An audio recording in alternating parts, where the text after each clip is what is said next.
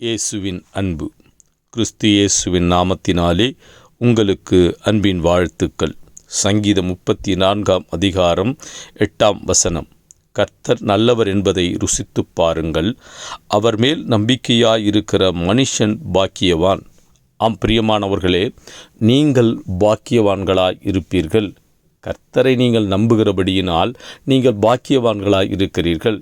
யாரெல்லாம் பாக்கியவான்கள் என்றால், கர்த்தர் நல்லவர் என்பதை ருசித்து பாருங்கள். எப்படி ருசிக்க முடியும் என்றால், ஒரு பலகாரம், ஒரு சுவை மிகுந்த பலகாரம் இருக்குமே, ஆனால் அதை நாம் உட்கொள்ளாமல் அதனுடைய சுவையையோ இனிப்பையோ நாம் உணர முடியாது.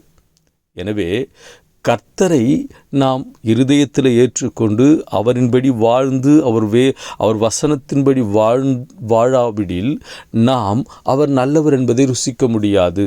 அப்போது வேதத்திலே ஒரு வசனம் உண்டு, நீங்கள் என்னிலும் என் வார்த்தை உங்களிலும் நிலைத்திருக்கும் பொழுது. அப்போது நாம் தேவனிடத்திலும் தேவனுடைய வார்த்தை நம் இருதயத்திலும் வைத்து அதன்படி நாம் வாழும் பொழுது கர்த்தர் நல்லவர் என்பதை நீ ருசிக்க முடியும். உன் வாழ்வு செழித்திருக்கும், அது சுவை மிகுந்ததாயிருக்கும், அது சிறப்பானதாயிருக்கும் என்று வேதம் சொல்லுகிறது.